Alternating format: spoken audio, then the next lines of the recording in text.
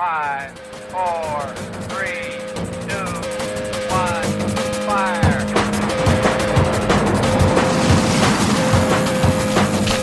The only thing we have to fear is spirit. Mile 18. This is Endurance Nation. Are you tired of just losing your fitness every year? Of getting out there on the open road come springtime and everyone else is still faster than you and you're not making progress? We understand.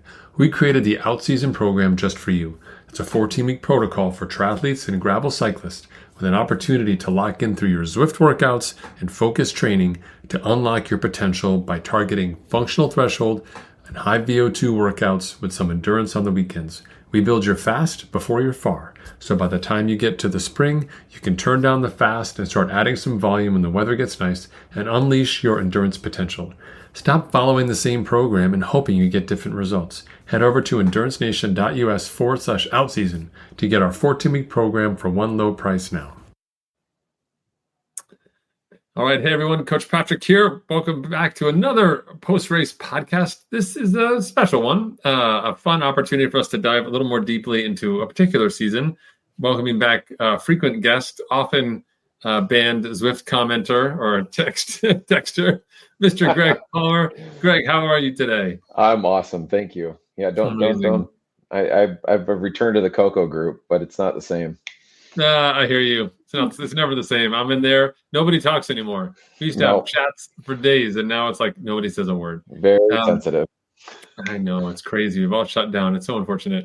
But thick-skinned veterans like us, we're here, and I'm actually excited to have you back. Now, we've been through some trials and tribulations with you, for sure, and you just closed out your year with a bang, and just sort of like a good reminder that who we are who we are on race day, and like training is what we do to get. This is what I take away. We are who we are on race day. Training is what we do to get to race day. But like what happens to us in training happens in training. Doesn't happen on race day. And having some separation of being like, oh, this is what I've done to here, and now I'm going to go forward and have a race. I think that's just a really important inflection point. You hit it this year where you had like I'm calling it a comeback, but I know you don't call it a comeback. But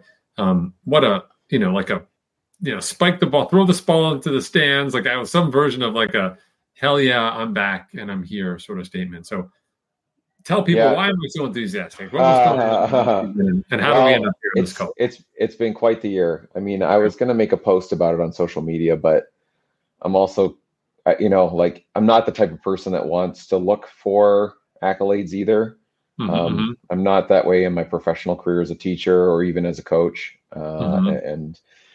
But it's been a tough year. Last year, we had some pretty big goals for age group nationals, and that didn't quite go the way we wanted it to. At some point in one of my races, I'm pretty sure I snapped my pelvis in a couple spots, just from stress fracture and just kind of not following the plan. And I guess we'll talk about that a little bit today, right? Like trying to do a little bit too much when I shouldn't have. And unfortunately, I kind of nursed the injury probably for too long. Finally went and saw a doctor in September, had an MRI. This was 23, and found out I had 2 pelvic fractures. One, the pubic bone was completely fractured in half, and the other one was all the way up into the hip socket, into the antebellum. So, and basically at that point I was told, stay off the bike, no running. You can kind of swim if it's okay. And actually swimming was the worst of all of them.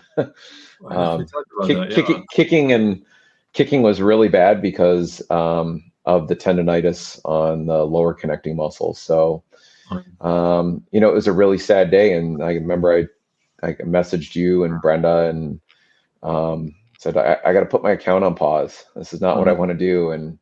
But I did exactly what my doctor said. He said, you got to take at least a month off, do nothing, see how it feels in a month to do something light, no running. I was walking the dogs every day, even that hurt. It took about 8 weeks for just the pain in my lower pelvis to disappear from walking the dogs. I started swimming after about a month. I started to bike a little bit because that felt a little bit better, but I was very cautious. And I did my first run in 2023 after coming back from that, the Monday of Thanksgiving week. And you and I chatted, and I was like, I'm going to do this really slow. And the plan is run durability. So I chose to run every day, but it was 1 kilometer a day. Amazing. And that was it. And those were the most hellacious kilometers. The first 5 weeks were horrible. The next week it was 2 kilometers a day, and then all the way up for about 5 weeks.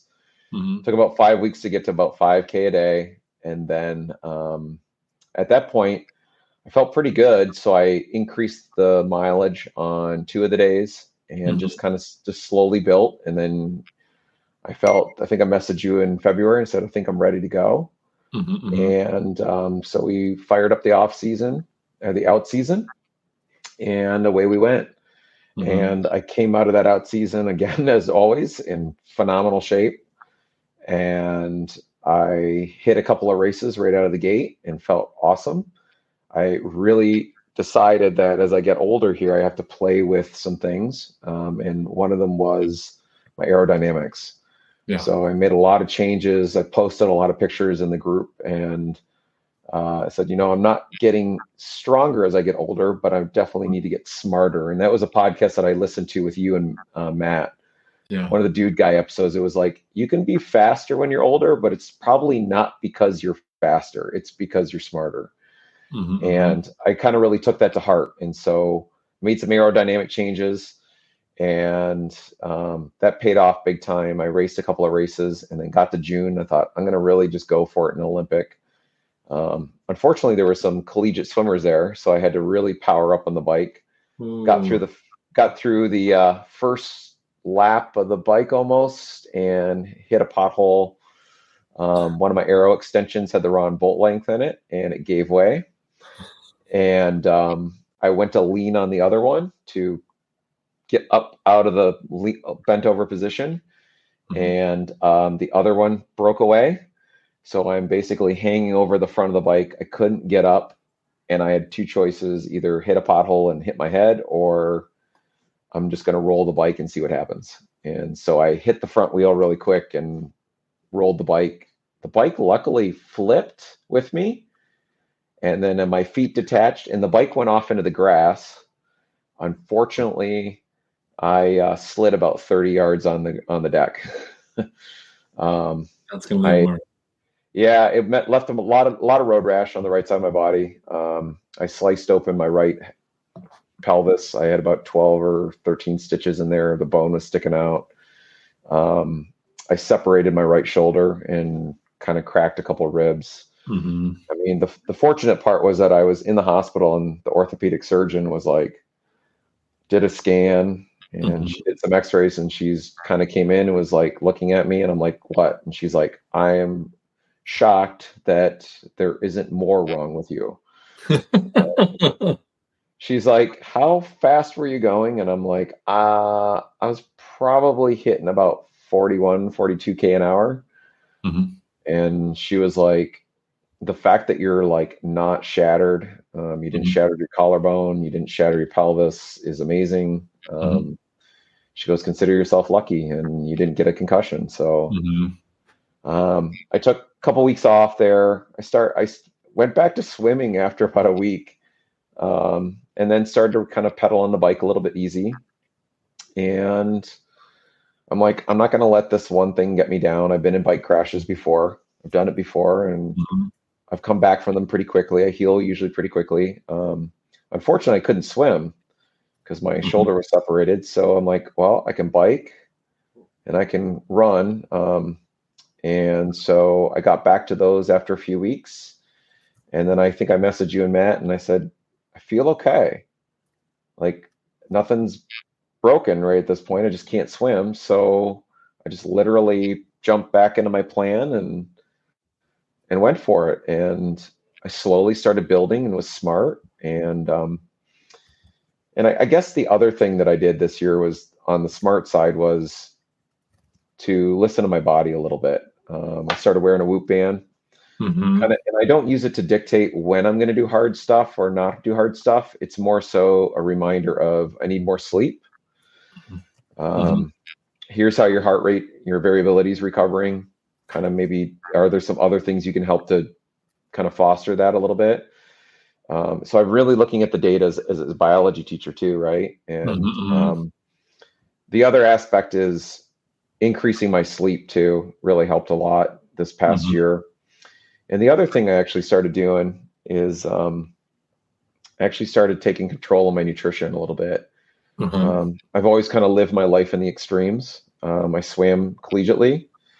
And then I played football in high school actually too. I went back to, so I actually I was a big dude in high school. I actually quit swimming, played football for a couple of years. I was about 230 in high school, played linebacker, quit that, went to collegiate swimming for 2 years, and then went back to lifting. And I was actually up to 261 when I was in my 20s. Powerlifting. So I like always lived in these kind of extremes, but so my metabolism is a little bit screwed up.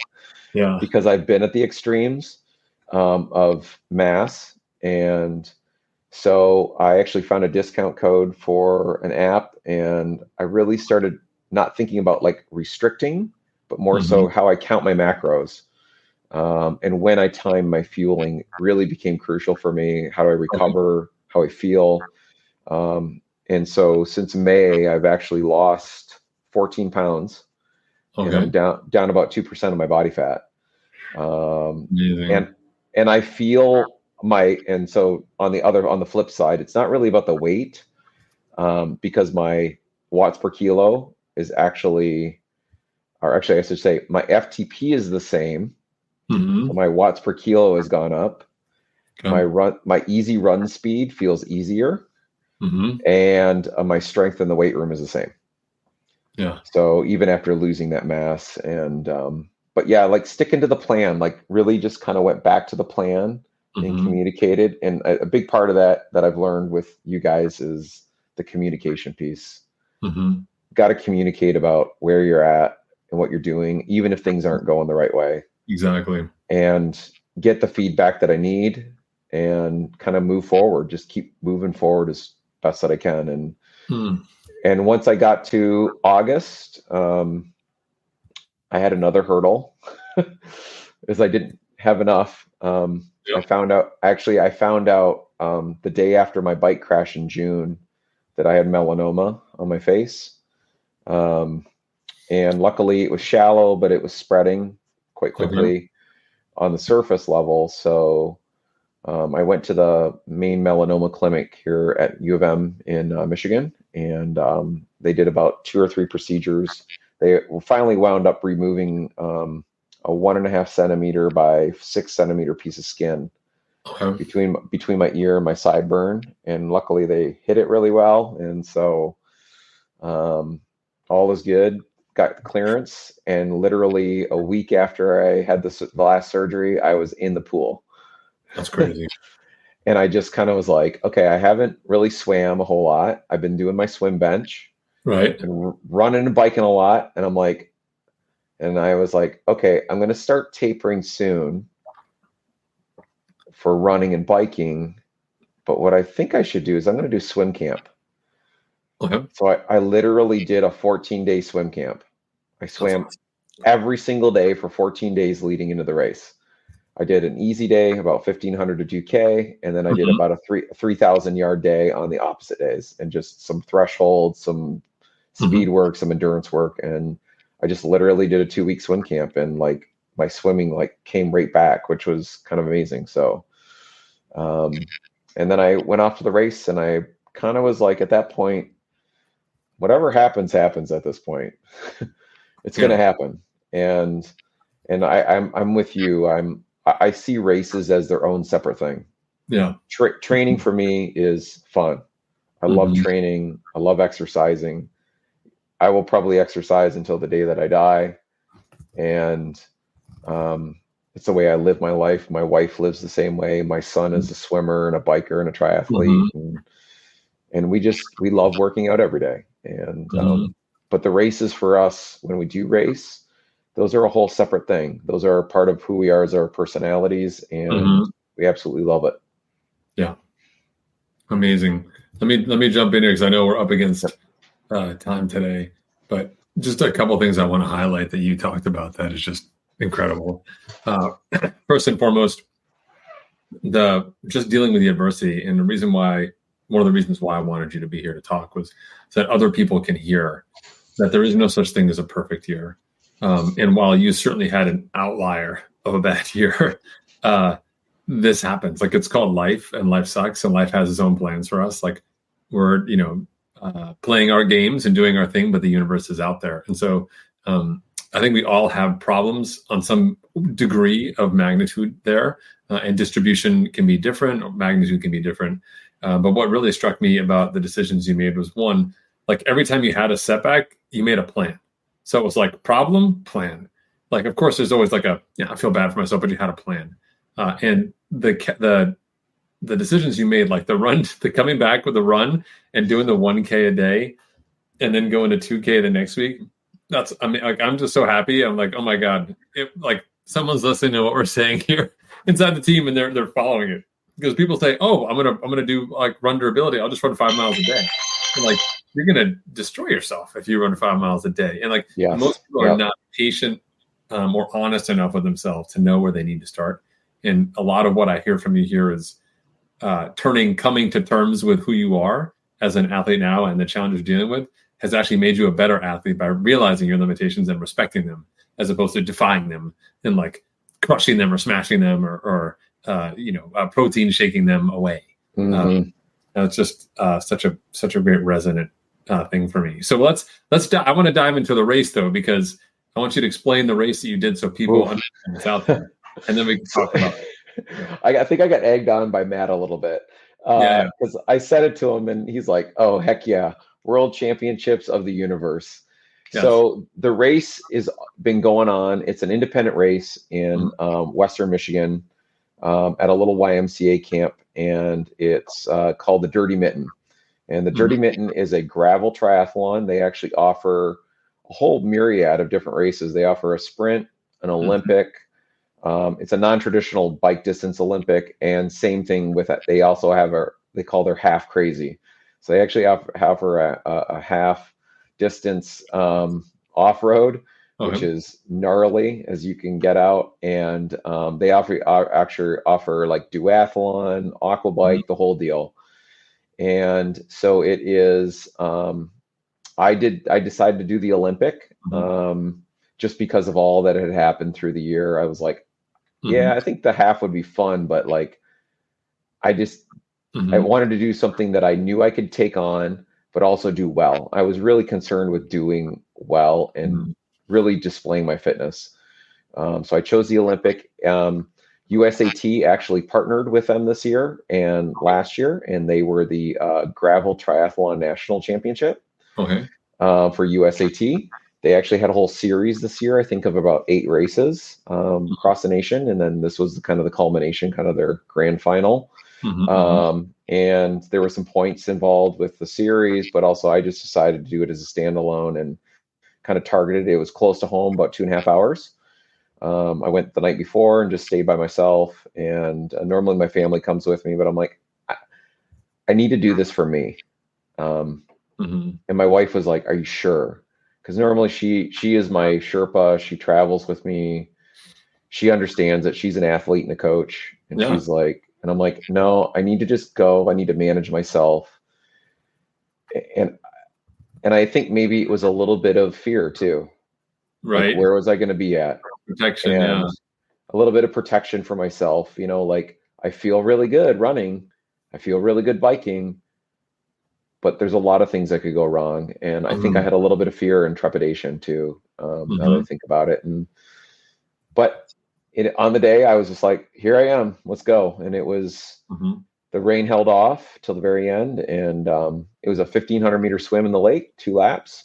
I think it was a little bit short. So hence my times. I see people like going crazy over my swim time. I'm like, yes, I'm a swimmer, but I don't think that was that good a swim shape yet. But it kind of gave me hope. Like, I was out with the front group. And so I was like, I think I can get back into some decent swim shape for a longer race. The bike was, let's see, 29 miles, Okay. gravel farm roads rolling, quite a Nice. bit of elevation. There was pretty flat the first like 10K. And then as soon as you made the right-hand turn onto the farm roads, it started rolling, and it was rolling up and down. And then there's a back little loop section, and it really rolled and grinded and twisted and turned. And then there was a 1 mile section that they warned us about, and they're like, it's all sand and rock. Be careful. And we're like, oh yeah, it can't be that bad. And a couple of guys are like, no, I did it last year. They're like, you're gonna be walking. And of course, I mean, I guess the one change I would make was I'm riding a 2016 gravel bike. Yeah. So the biggest tires I can fit on it are 35s. Yeah. So, you know, I ride a lot of gravel here, but it's category 1, cat 2 at the most. And I can get by with that bike, no problem. But definitely the equipment change that I would make in the future would be either A, buy new rims so I can put 45s on it. Yeah. And run lower pressures, or, you know, maybe save up for a gravel bike in the future. And I had to get off my bike for a mile, sling it over the shoulder. I decided not to wear mountain biking shoes. I wore my road shoes. And so I'm running in 6-inch deep sand with my bike over the shoulder for about a mile. Probably the most brutal thing I've ever done. And of course, I decided to not wear socks like a stupid triathlete. Dude, you left that part out. So I ran for a mile in sand in road shoes with SPD cleats on, and here I am hoofing this thing, and I was with the front group, and obviously got dumped from the front group because I just didn't have the right equipment to go through. Yeah, exactly. You know, once you remount as you go over the hill, they're like, these guys are hopping back on and they're just kind of floating through the sand, you know, easily on their bikes because they're running 45s or 50s. And I'm like, there's no way. I kind of lost them. But luckily, after we got through that, a couple of older guys came along, and they kind of introduced themselves and like, you ready? I'm like, let's go. And so one guy was like 65, the other guy was 55. And they're like, I'm like, you guys ride a ton of gravel? They're like, oh yeah, gnarly stuff like this. And they just put the hammer down. And we just went, the three of us went. And I mean, we formed a pace line because you could draft. And it was draft legal. So we just got in a pace line, just hammered all the way back. Nice. Best normalized power for that time ever. I think I was like I can't even remember. I think it was like 220, something like that. Right. 225 normalized power for an hour and 45 minutes. And got off the bike, and I'm like, I feel okay. But man, as soon as I got onto the course, it is a traditional cross country course, about 400 or 500 feet of climbing. And it just pitches and rolls, grass, sand, gravel, single track, roots, you name it. I did make the wise decision to wear trail shoes, which I'm very thankful for. I just don't think I had enough specific running time on that kind of trail. I do run some trails around here, but not that kind of trail. If I were to ever do a race like that again, I would definitely upgrade on the bike. And number 2, definitely spend my long runs and my tempo days on the trail. On the trails, and do that. But in the end, I came away with 10th overall. And I mean, in the end, after the year I've had, I felt really good. I was third in my age group, had a really tough age group. And I just came away with it with a lot of happiness and knowing that I could get through it. Like, I know people go through a lot worse things, but it was just like one thing stacked on top of the other through the year. The positive, though, is that I had my wife and my kid who races, and having them there in my corner, having coaches like you who respond to me, and having friends who supported me, you know, like through my training. It just, it came together. Amazing. I think I love the race story. I love I love the issues. It's nothing like having a tactical mistake like that or choice. I mean, you just got to run with what you got. But like to be like, oh, I'm leaving it. I did a big ride this past weekend, and the guys I was with had at least 42s on there. I couldn't quite tell. All I knew is that they were literally floating. It was like they were on clouds, and I was actually experiencing gravity. And I was like, this is not cool. Like I'm working so much harder than you are, and was suffering. But to me, that's the magic of the off-road racing and the gravel is the tactics. And I love that they had drafting in there too. So you can, a great way to make up like, hey, if you want to catch up for what you lost on this technical section, you can, but it's going to cost you. Like it's going to be hard work, to get back. That seems like a great event. So. It was great. It was nice to get with some guys who knew how to ride too. Like they really knew how to ride, right? We're going to take 2-minute pulls at the front and just keep switching off and take turns. And I mean, and we communicated the whole time. Like there was no animosity of like, oh, this is my race. And right. A couple of guys that we were trying to keep in the group, but they just were doing their own thing. And we're like, the 5 of us are faster together. Like just stay with us. Yeah, exactly. Just stay off the back. Like just stay out of the way. Yeah. That's so fun. Well, I mean, I'm so pumped for you. Like, I know you're not one to seek out the kudos, but what you've done for the team in terms of normalizing what it means to have challenges and face them and address them is awesome. Your spirit always remains high. Like you're being super practical. And I think just as a coach, like I've seen your transformation to understanding, like it's okay to punish your body on race day.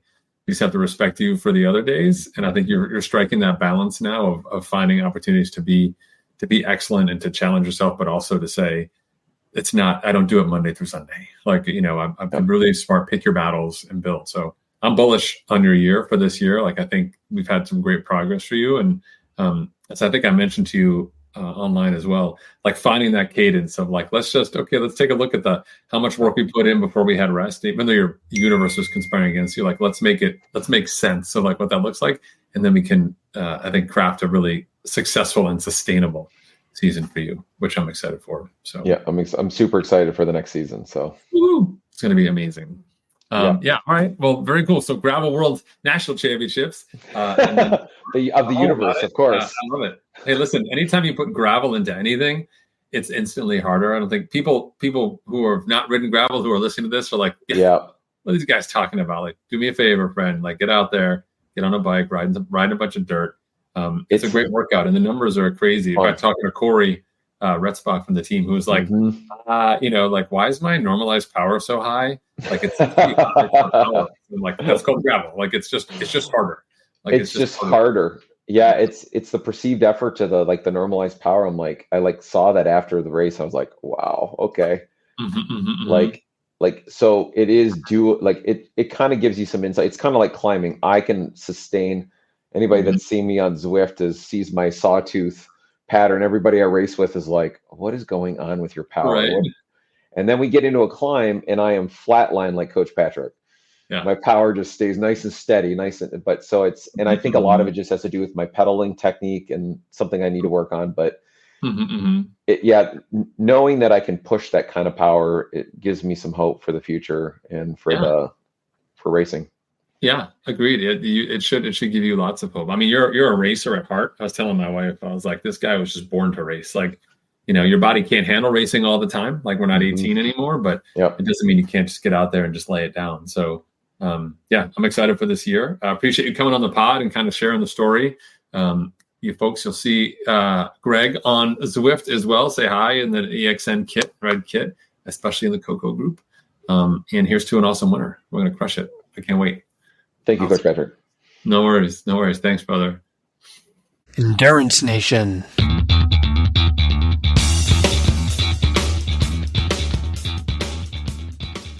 Hey, podcast fans. I know you love the podcast because here you are, you're listening to it and you're still listening to me talk right now. Did you know you can get content just like this in your inbox once a month?